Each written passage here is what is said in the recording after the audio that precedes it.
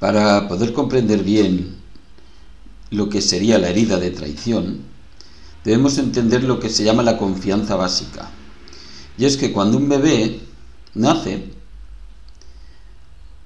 viene con una confianza en que todo lo que necesita le va a ser satisfecho, se va a sentir bien, si tiene una necesidad va a ser cubierta, ¿no? Quiero decir que nacemos con la sensación de bienestar. Es cuando de repente empezamos a tener hambre, empezamos a tener sueño, empezamos a tener frío, etcétera, etcétera, cualquier cosa que para un bebé represente un problema y no lo pueda remediar, no sienta que no se le remedia ese problema, es cuando empieza a perder la confianza, empieza a percibir que en el mundo pues que lo puedes pasar mal, que no está garantizado que estés bien y que tengas todo lo que necesites. Claro, esto es una percepción de un bebé, no es que lo piense, claro que no, pero la sensación que tiene el bebé es en ese momento de miedo, ¿no? De miedo porque, de hecho, además desconoce el que no le llegue alimento, el que tenga frío, todo esto es nuevo cuando nace un bebé. Entonces, ¿qué pasa? Viene aquí el vínculo con la figura de apego. ¿Qué quiere decir? Que normalmente la madre o la persona que cuida a este bebé crea un vínculo, y en ese vínculo el bebé se siente otra vez fusionado con su realidad, como cuando estaba en el útero. Quiero decir, esa madre, por ejemplo, le proporciona el bienestar. Cuando tiene frío le tapa, cuando tiene hambre le da el pecho, cuando tiene sed pues le da agua, etcétera, ¿no? Todas las necesidades que una madre cubre a un bebé para que se siente bien. Y cuando el bebé percibe que tiene una necesidad, enseguida viene la madre y se la satisface. Entonces esto sería de alguna manera el vínculo seguro que se establece con la madre o con un cuidador, que representa la confianza básica, ¿no? La recuperación de la confianza básica. ¿Qué sucede cuando el niño va creciendo, empieza a hacerse pues una idea de lo que pasa, de quién es la madre, empieza a identificar, ¿no? Porque al bebé al principio no identifica a la madre, solo sabe que viene la satisfacción de sus necesidades, pero no percibe al principio una separación de la madre, y poco a poco se va creando esta figura. El niño se identifica a sí mismo e identifica a la madre. ¿Y qué pasa cuando la madre no solamente alguna vez no satisface sus necesidades, sino que alguna vez le hace daño al bebé o le hace daño al niño, ¿no? Porque aquí ya hablamos a lo mejor de un niño, ¿no? Un niño que puede tener 2, 3, 4, 5 años, 6, puede ser adolescente, porque muchas veces esto sucede en la adolescencia. Y entonces, ¿qué pasa cuando esta figura de apego te hace daño? Te hace daño de verdad, o sea, te crea un trauma importante, ¿no? Que puede ser un abuso, puede ser agresividad, puede ser violencia, puede ser cualquier cosa que el niño le conecte con un miedo atroz, evidentemente, desconocido a lo mejor hasta ese momento, y producido por su figura de apego, por su madre, ¿no? O un trauma complejo, un trauma a lo mejor elaborado a base de descalificaciones, insultos, desprecio, tú no vales para nada, eres un inútil, una inútil, no vas a hacer nada en la vida, culpa, sobre todo, por tu culpa, mira, yo no puedo trabajar, por tu culpa yo no puedo vivir, por tu culpa estoy amargada, me estás destrozando la vida, desde que has nacido mi vida no vale para nada, etcétera. Una serie de mensajes que destruyen de alguna manera pues la calma del bebé, ¿no? O sea, le conectan con un miedo y con una sensación negativa, muy negativa, de lo que está pasando, tanto de lo que está sucediendo, ¿no? Del daño que está sufriendo, de la figura de la madre y de sí mismo o de sí misma también como elemento negativo, porque está percibiendo pues daño, como si realmente no mereciese lo que todos tenemos que merecer, sobre todo cuando somos pequeños, que nos dice la confianza básica, sino que nos tienen que querer. Se supone que esta persona nos tiene que querer y nos está haciendo daño, y eso es importante entender también, representa una percepción de uno mismo muy negativa. Entonces aquí lo que pasa es que se crea como una división, ¿vale? De repente la madre, para el niño, ¿no? Para el inconsciente del niño, para que se entienda, ¿no? Porque esto no es una cosa que nosotros nos demos cuenta, sino que pasa de forma interior, ¿no? La madre o la figura de apego, repito, ¿no? Que puede ser la madre, puede ser el padre, puede ser cualquier persona con la que un niño o un adolescente sobre todo se haya apegado, ¿no? Pero evidentemente la mayoría de las veces es la madre, porque es lo habitual, no por otra cosa, ¿no? Entonces la madre se divide en dos, como una madre buena y una madre mala. Entonces el niño o la niña, cuando la madre está o viene de la madre, no sabe qué madre se va a encontrar, porque tampoco es consciente de lo que hace mal o lo que hace bien, ¿no? Como que no tiene control sobre su propio comportamiento ni sobre las circunstancias para poder averiguar o decidir qué madre es la que viene, la mala o la buena, la que de repente le quiere mucho, le abraza, le besa o la tratan, porque muchas veces estas madres son también, tienen su propio apego desorganizado, por decirlo así, su propia herida de la infancia, y también tienen esta división, ¿no? Tienen como una disociación, como si tuvieran dos personalidades. Entonces algunas veces pues te pueden ofender, te pueden maltratar, todo lo que hemos hablado, y luego a lo mejor pues se les pasa o se sienten mal por ello y lo tratan de compensar, o simplemente se les ha olvidado, o es que simplemente tienen estas dos caras, ¿no? Y entonces son cariñosas, muy atentos, muy atentas, muy intensas en el dar amor, ¿no? Etcétera, ¿no? Claro, el bebé, al no poder averiguar ni poder controlar qué madre es la que se le presenta dentro, percibe una impredictibilidad, ¿no? Es decir, como que yo no puedo controlar esto que está pasando. Y entonces el bebé aprende a tratar de controlarlo.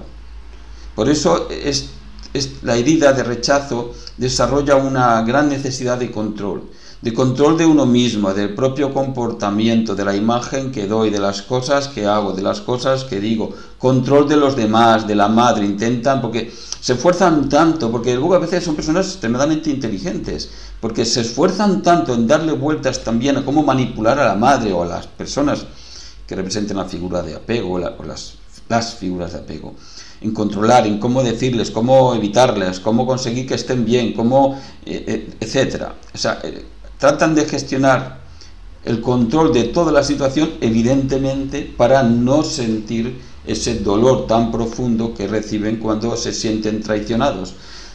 Traicionados, como he dicho, porque es importante entender que la traición refleja una ruptura de la confianza. O sea, no te traiciona alguien en quien tú no confías.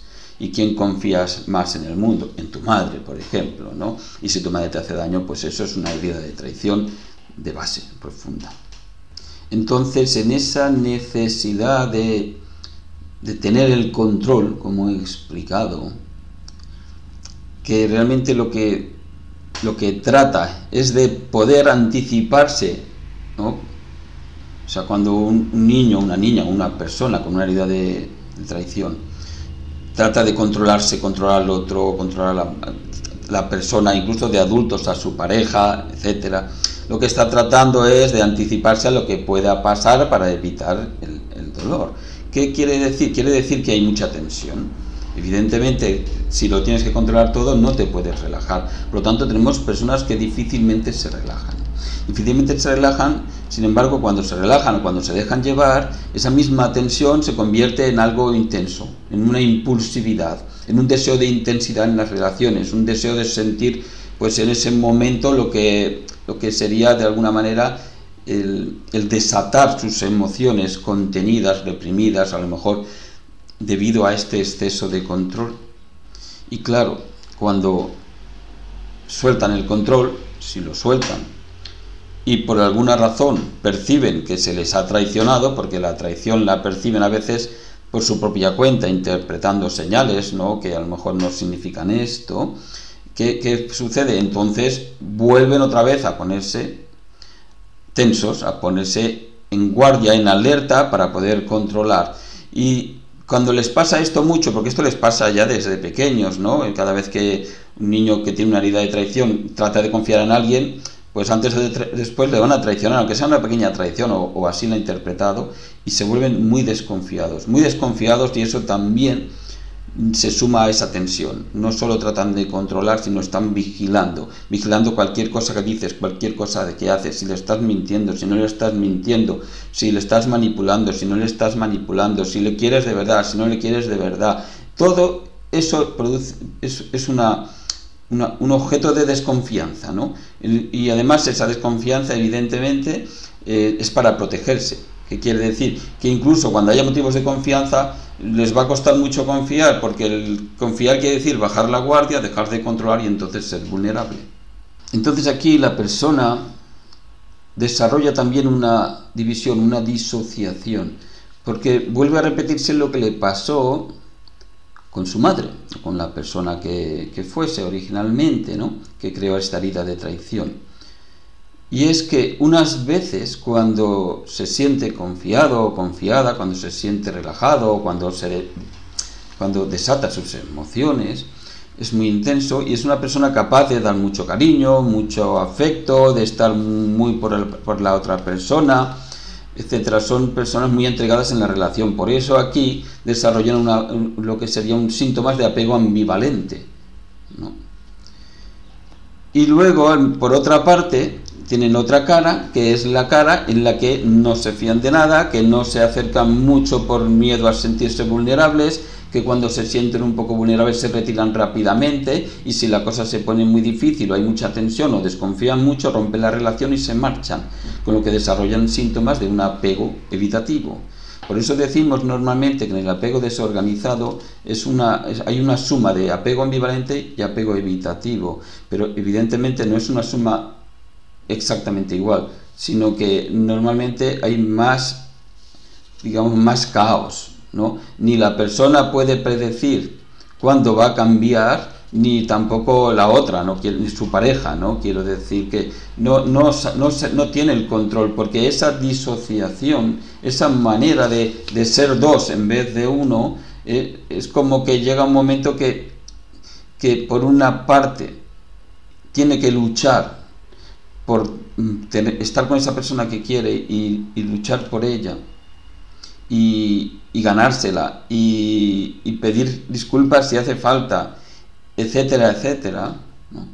Pero por otro lado tiene que protegerse para que no le hagan daño, y cada vez que se siente vulnerable crea, como el evitativo parecido, pero todo más pronunciado, crea mecanismos de defensa contra esa persona para poder no sentirse vulnerable, para alejarse de esa persona, para decir yo no quiero verla más. De hecho, como además son personas muy intensas, incluso a veces agresivas, ¿no?, pueden llegar a insultar a la persona, hacer daño a la otra persona. Todo lo que le hicieron cuando fueran pequeños, se lo puede hacer a la otra persona simplemente para deshacerse de ella y protegerse, porque piensan que esa persona en ese momento les ha engañado, les va a traicionar, les ha traicionado, les va a hacer daño, les ha hecho daño, etcétera. Y claro, luego se retirarán, pero luego, como tienen que convivir con esa otra parte que sí a lo mejor quiere estar con esa persona, pues tienen aquí una lucha y una separación que realmente les hace sufrir de una manera impresionante. Y no solo impresionante, muy difícil de comprender, y sobre todo muy difícil de comprender para su pareja. Y muchas veces en esa lucha, pues tienen que decir mentiras, tienen que inventarse cosas, porque no pueden sostener las dos realidades, es que es imposible. Y en esa división pueden algunas veces decir unas cosas y luego decir otras, de hecho inventarse cosas, y además también sobre lo que la otra persona hace, en la interpretación de lo que la otra persona hace, dice o está sucediendo. Por ejemplo, una parte puede pensar, esta persona me quiere, me ha demostrado que me quiere, o no quiero perderla, es una buena persona, etcétera, ¿no? Pero luego la otra puede decir, no ves que te está engañando, que te está mintiendo, eso que acaba de decir es para traicionarte, eso que acaba de decir se lo acaba de inventar, seguro que no dice lo que piensa. Entonces tenemos como una lucha de convencer una parte a la otra con argumentos que muchas veces se acaba creyendo. O sea, luego la persona se convence, quiero decir, se cree que realmente la ha traicionado, se cree que realmente la ha engañado, que puede pasar, claro que puede pasar, ¿no? Pero muchas veces no hay hechos. Y además, para justificarse, pueden llegar hasta inventarse los hechos y creérselos y sostenerlos después en una discusión, en la relación. Todo por poder dar de alguna manera lugar a esas dos partes, ¿no? Y sostenerlas, claro, porque si no lo hiciera así, se volverían locos. Y muchas veces cuando lo intentan, o a veces incluso les ayudas a unir estas dos partes, es la sensación que tienen a veces de que se están volviéndose locos. Por lo tanto, tenemos una persona con un estado de ánimo muy, muy cambiante por estas dos formas que tiene y por el resultado de las dos formas, claro, porque esa sensación de perder el control y de no poder conjugar estas dos realidades produce una ansiedad tremenda, ¿no? Porque ellos tienen que de alguna manera contener muchas emociones que en ese momento les surgen en su interior, pero también el ver la realidad en el momento en que se unen estas dos realidades y darse cuenta de que no pueden avanzar en una relación, que todo lo que construyen luego lo pueden destruir sin poder hacer nada para evitarlo, les produce mucha desesperanza, y esta desesperanza les provoca también estados de depresión. Entonces viven muchas veces, en los casos más graves y no tan graves, viven un estado de ánimo cambiante entre la ansiedad, la depresión, la intensidad, etcétera, ¿no? Y por eso es un apego desorganizado el resultado, por eso viven ellos con este caos y son tan difíciles de ayudar o de sostener en una relación. Es muy difícil ayudar a estas personas porque lo que necesitan primero de todo es perdonar. Y en su esencia tienen un dolor tan grande, porque la herida de traición es la más dolorosa de todas, quiero decir, la que crea más impacto, porque estamos hablando que muchas veces son cosas graves, o sea, estamos hablando incluso de abusos sexuales, violencia doméstica, estamos hablando de muchísimas cosas que realmente son muy difíciles de perdonar, y sobre todo cuando tenemos en cuenta que la persona está tan dolida y a lo mejor percibe que este progenitor o esta persona que le hizo la herida de la infancia le ha destrozado la vida, y decirle a alguien así que tiene que perdonar es muy difícil, pero es lo primero que necesita, porque si no perdona es como que estuviera en ese dolor pendiente de una venganza, y esa venganza es la que muchas veces se proyecta en los estados agresivos que tienen estas personas. Y luego, por otra parte, también tienen que perdonar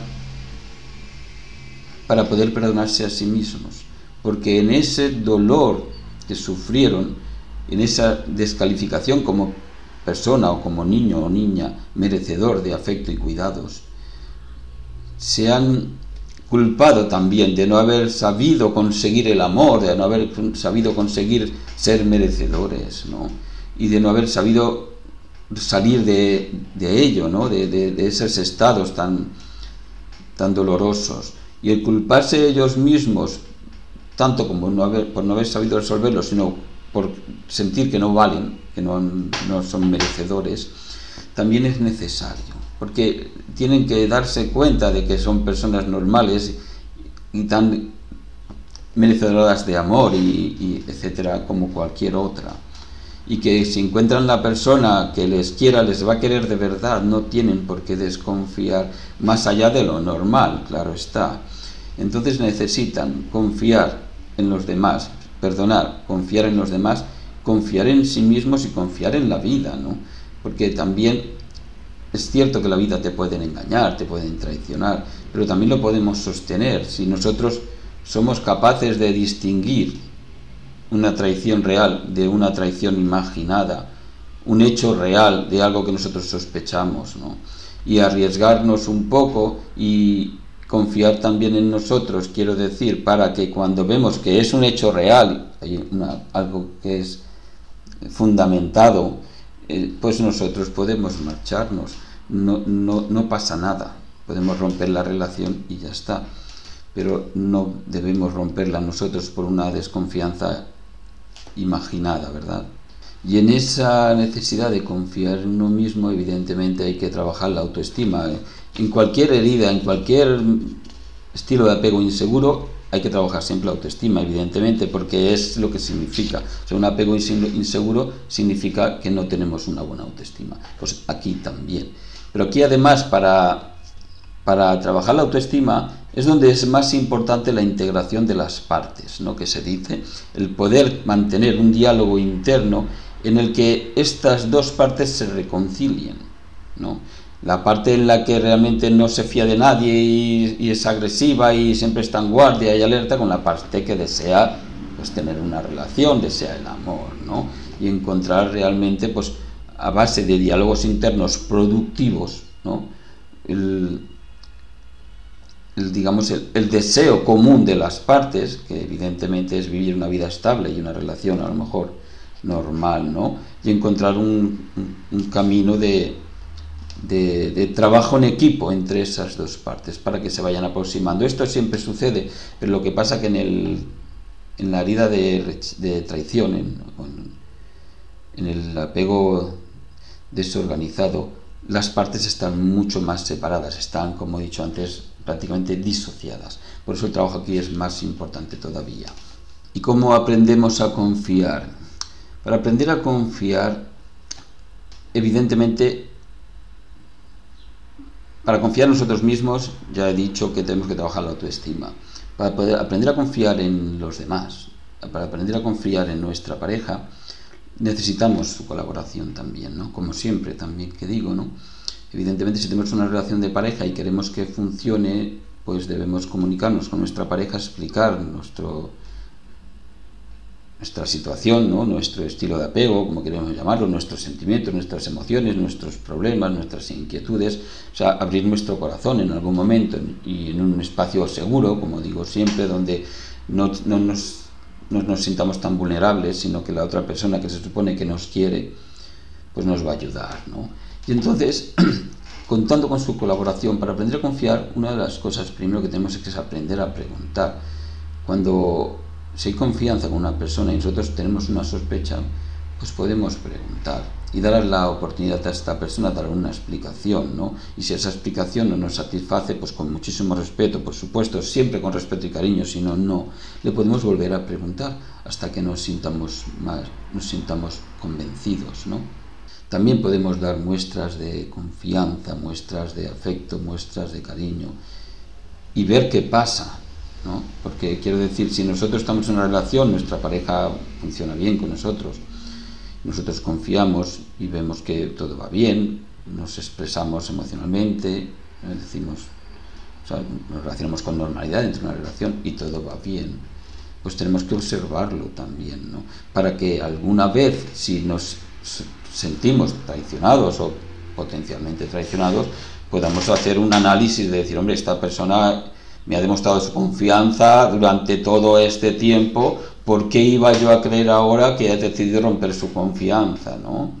Entonces esto también es importante observarlo para darle un peso a decir, es mejor confiar, ¿no?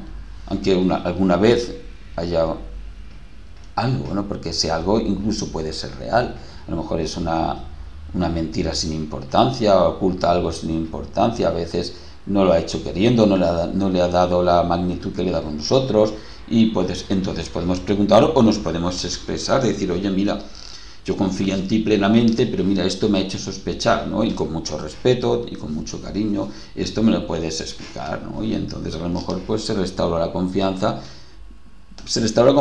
no basándola en este hecho, sino basándola en las veces que nos ha demostrado que podemos confiar en esta persona. Y evidentemente también observando a la otra persona, porque si es una persona que ya no solamente con nosotros, sino que es una persona que tiene unos valores, que demuestra en su vida que es una persona confiable, que no es una mala persona, que no va traicionando a los demás por ahí, y tiene estos valores pues de amistad, de generosidad, de todos los valores que tiene una persona realmente en la que podemos confiar, pues esto también nos tiene que servir, ¿no? Para sentirnos más tranquilos, ¿no? Para poder abrir un poco más, ¿no? La confianza a esta persona. Y por supuesto, cada vez que nosotros tengamos en nuestra cabeza el miedo a la herida, porque realmente esto surge del miedo a la herida, es como una anticipación, que es lo como sucede con el apego evitativo, es una anticipación de la ansiedad. Entonces, cuando nosotros, por cualquier cosa que sucede, que pensamos, o vemos, o escuchamos, despierta el miedo a la herida, la ansiedad que representa la herida de traición, nuestra cabeza, como ya he explicado antes, empieza a fabular, empieza a pensar, claro, es que ya sabía yo que llego tarde 2 veces, porque no sé qué, hay una persona nueva en el trabajo, o porque yo sé que tiene dinero y no me lo quiere decir, o porque yo sé que va a algún sitio por las tardes y no me lo quiere decir, o porque habla con alguien, habla mal de mí, o porque está pensando en dejarme, etcétera, ¿no? Fabulaciones que no se basan nada más que en el miedo que tenemos en confiar. Y también aquí es importante coger esas historias que nos montamos en la cabeza y tratar de analizarlas, decir, bueno, vamos a ver esto que yo estoy pensando, ¿qué base tiene? ¿Qué razones reales tengo para pensar esto? ¿No? Y si hace falta, evidentemente, pues como he dicho, preguntarlo, pero darnos cuenta de cómo fabulamos es muy importante, porque cuando empecemos a hacerlo, una vez que somos conscientes, pues lo podemos parar con facilidad y no dejarnos llevar, porque si nos dejamos llevar, llega un momento que esa fabulación se convierte en una realidad para nosotros y reaccionamos como si lo fuera, y aquí muchas veces es donde se hacen estragos. Evidentemente esto es un trabajo muy difícil, muchísimas veces, por decir la verdad, la mayoría de las veces no funciona, hay que buscar ayuda fuera, pero algunas veces sí funciona, sobre todo si tu pareja quiere colaborar y se supone que si quiere colaborar es que te quiere, y si tú quieres hacer este esfuerzo es que le quieres, y a veces, muchas veces, si hay amor, si hay realmente buenas intenciones, se puede arreglar, y se pasa mal porque no se arregla a la primera y pasan muchas cosas, pero también es verdad que primero el resultado es muy satisfactorio, porque recuperar la relación o mejorar la relación con tu pareja habiendo hecho este esfuerzo es muy satisfactorio, pero también es muy satisfactorio para la persona que tiene este apego ver cómo encuentra a alguien en quien realmente puede confiar de verdad, porque está haciendo este esfuerzo y porque está avanzando. Y para una persona con apego desorganizado, con esta herida de la infancia, encontrar a alguien a quien poder confiar es como encontrar oxígeno cuando te estás ahogando, ¿no? De repente se sienten así, ¿no? Como descansan de tanto control, de tanta tensión, de tanta ansiedad, ¿no? Y luego también esto pues recompensa a la otra persona, ¿no? Porque la relación puede llegar a tener una gran calidad. Esta persona que acaba de superar de su problema de ansiedad, ¿no? de apego desorganizado, y se entrega con confianza a la relación, la otra persona igualmente sale muy beneficiada, ¿no? muy beneficiada, porque la relación se consolida de una manera muy importante. Y eso es lo que queremos todos, una buena relación, un buen vínculo y evidentemente una estabilidad y una consolidación, porque esas son las relaciones que queremos todos.